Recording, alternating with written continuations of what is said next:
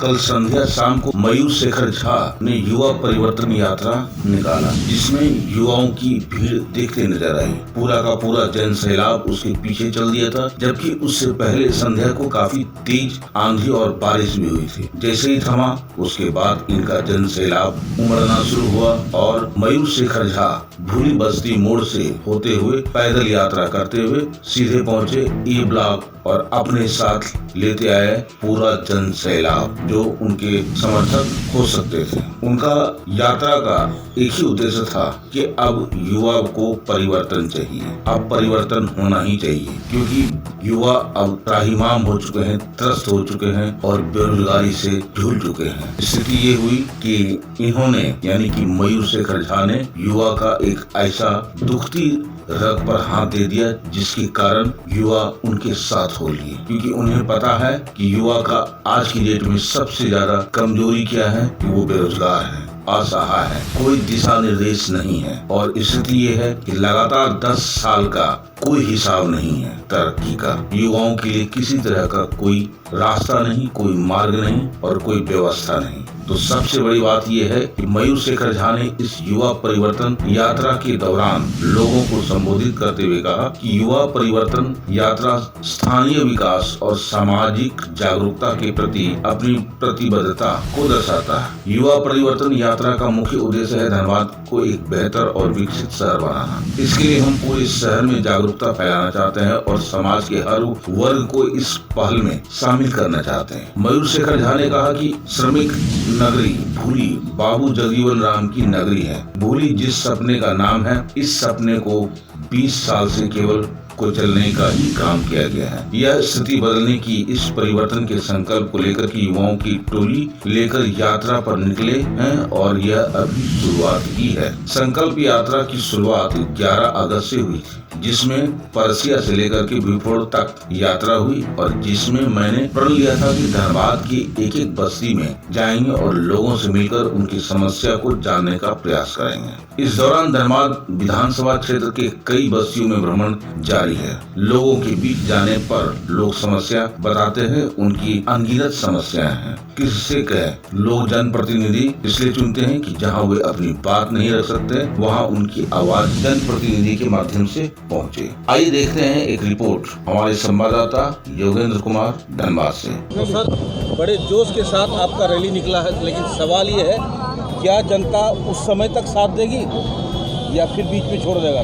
देखिए, अभी तो कोई समय भी नहीं आया है और जो है मतलब अभी ना चुनाव है ना कुछ है और फिर जनता का इतना प्यार मिल रहा है। जब चुनाव आएगा, देखिए एक चीज़ है कि जनता जो है वो परिवर्तन चाहती है। ये स्थिति साफ है। ये स्थिति मैं भूली बस्ती की नहीं कर रहा हूँ, ये बात मैं उन तमाम बस्तियों की कर रहा हूँ जिन बस्तियों को धनबाद के माननीय विधायक ने धनबाद के मानचित्र से गायब मान रखा है। वो चाहे तिवारी बस्ती की बात हो, चाहे काली बस्ती की बात हो, चाहे घनसाड़ी की बात हो, चाहे न्यू दिल्ली की बात हो, वो किसी भी बस्ती की बात हो, धनबाद की तमाम बस्तियों को धनबाद का विधायक जो है मानने के लिए तैयार नहीं कि ये बस्तियाँ धनबाद के मानचित्र पर भी हैं। ये जिंदा लोग उनके वोटर भी हो सकते हैं। 10 साल से लोग उनको वोट देकर बार बार जिता रहे हैं और उसके बाद जो है जो बुनियादी समस्याएं हैं, उन बुनियादी समस्याओं के लिए आप समाधान तो बात की बात है, आप उन समस्याओं का आवाज़ तो उठाइए। पिछले 10 साल में धनबाद से रिलेटेड एक भी प्रश्न विधानसभा में नहीं उठा गया है। तो हम विधायक को आखिर किस लिए चुनते हैं? हम तो विधायक को इसलिए चुनते हैं ना कि जहां मैं नहीं पहुंच सकता हूं वहां मेरी आवाज़ पहुंचे। मेरा आवाज़ बनने का माध्यम होता है मेरा जनप्रतिनिधि। मेरे जनप्रतिनिधि ने पिछले 10 साल में मेरे धनबाद को विकास ही नहीं, सवाल से भी गायब करने का घोर अपराध किया है। उस अपराध का सज़ा हमारे माननीय जनप्रतिनिधि को इस बार अवश्य मिलेगा। अभी आपने कहा कि मैं 5 साल का हिसाब मांगूंगा। 10 साल का। 10 साल का तो सर लेट नहीं कर दिए क्या? 10 साल पहले भी हिसाब मांग सकते थे। नहीं, 10 साल पहले तो लोगों ने पहली बार मौका दिया था। 5 साल बाद भी कोई परिस्थितियाँ रही होंगी, लोगों ने मौका दिया। झारखंड की जनता उस समय समझ गई थी 5 साल बाद कि उन्हें जो है 5 साल तक बेवकूफ़ बनाया गया। धनबाद की जनता कहीं ना कहीं हो सकता है जो विपक्ष की पार्टियां थी वो भी अपना बात नहीं समझा पाई धनबाद की जनता को। धनबाद की जनता ने पुनर्आशीर्वाद दिया। इसलिए मैं कहता हूँ जो पाप माननीय धनबाद विधायक जी ने किया है वो घनघोर पाप है, वो विश्वासघात है। एक सवाल और है कि बेरोजगारी जैसे बोले कि आप दूर करेंगे, बड़ा कठिन समस्या है। जब केंद्र सरकार दूर नहीं कर पाई, विधायक और सांसद दूर नहीं कर पाए, तो आपका क्या? सबसे आसान है बेरोजगारी दूर करना। पहल की कमी है। जहाँ भी पहल हुआ है, जो अवसर का कमी नहीं है भारत में, उस अवसर को भारत के युवाओं तक उनके हिसाब से ले जाने का जो है मंशा, उस पहल का कमी रहा है और कोई समस्या नहीं रहा है। वो पहल अगर आप कर दीजिएगा, अवसर अपरंपार हैं, उस अवसर को युवाओं के दरवाजे तक ले जाना है। वो उन अवसरों को युवाओं के दरवाजे तक कैसे ले जाना है, उसके लिए मेरे पास एक प्लान है और उस प्लान के साथ हम लोग काम कर रहे हैं। एक ही और बताइए कि आईटी सेक्टर में आप आगे बढ़ना चाह रहे हैं या बढ़ाना चाह रहे हैं धनबाद को, उसके बारे में आप क्या सोच रहे हैं? क्योंकि युवा जानना चाहती है कि भाई यहाँ से आईटी आईएसएम तो बना, लेकिन आईआईटी अलग नहीं हुआ, आईएसएम को आईआईटी में कन्वर्ट कर दिया गया। देखिए, धनबाद में एक जो बहुत बड़ी जो उच्च शिक्षा की सबसे बड़ी कमी है वो ये है कि आप देखिए धनबाद का जो 80% लड़का बाहर पढ़ने के लिए जाता है, खासकर जो इंजीनियरिंग करने के लिए जाता है, वो जिस तरह के कॉलेजों में इंजीनियरिंग करने जाता है, चाहे महाराष्ट्र के कॉलेज हों, चाहे कर्नाटक के कॉलेज हों, जिस तरह के कॉलेजों में वो इंजीनियरिंग करने जाता है, उस तरह का कॉलेज धनबाद में बनाना कोई कठिन काम नहीं है। इसके लिए थोड़ी सी इच्छा शक्ति की आवश्यकता है। वो इच्छा शक्ति अगर किसी विधायक स्तर के भी आदमी में होगा तो यहाँ पर उस तरह का इंजीनियरिंग कॉलेज आसानी से बन जाएगा, कोई कठिन काम नहीं है। यानी कि अगर धनबाद की जनता आपको चुनती है, यानी कि ये काम जो है आप शुरुआत कर दीजिएगा। ये बहुत मेरा प्राथमिक पहल में से एक होगा।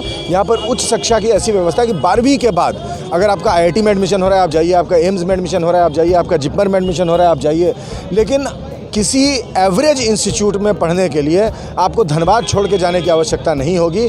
उससे बेहतर व्यवस्था हम धनबाद में स्थापित करेंगे, इसके लिए हम संकल्पित हैं। मयूर भैया जिंदाबाद जिंदाबाद। जनता को नहीं, युवा को क्या संदेश देना चाह रहे हैं? युवाओं को हम यही संदेश देना चाह रहे हैं कि इस बार जो वोट आप दीजिए, इस बार वोट से पहले आप सवाल ज़रूर पूछिए। अपने 10 साल जो खोए हुए हैं, 10 स्वर्णिम साल का सवाल आप पहले पूछिए, और उनसे ही नहीं, मुझसे भी पूछिए मेरे पास अगले 5 साल का क्या प्लानिंग है, या राज सिन्हा के पास अगले 5 साल का क्या प्लानिंग है, या जो भी यहाँ पर विधानसभा का चुनाव लड़ने आए हैं उनसे उनका प्लानिंग पूछिए, उनकी मंशा समझने की कोशिश कीजिए, ठोक बजाकर वोट दीजिए। आप घर में रिश्ता भी जब करते हैं तो ठोक बजाकर करते हैं, विधायक ऐसे ही मत चुनिए। यहाँ पे वीर कुंवर सिंह चौक के पास जो है समापन हुआ हमारे मयूर शेखर झा जी का ये रैली जो है, जो भूली बस्ती से स्टार्ट हुआ था, और इसमें जनता का समर्थन देखते हुए नज़र आया। बहरहाल स्थिति चुनौती भरा है, आसान बिल्कुल नहीं है, लेकिन कोशिश करना बहुत ज़रूरी है और ये कोशिश में लगे हैं। अगर युवा ने मन बना लिया या ठान लिया तो शायद ये निकल जाएंगे, लेकिन 2024 का विधानसभा है, एक से एक दिग्गज लोग आ रहे हैं फील्ड में। आप देखते रहिए, सब पर नज़र। धन्यवाद।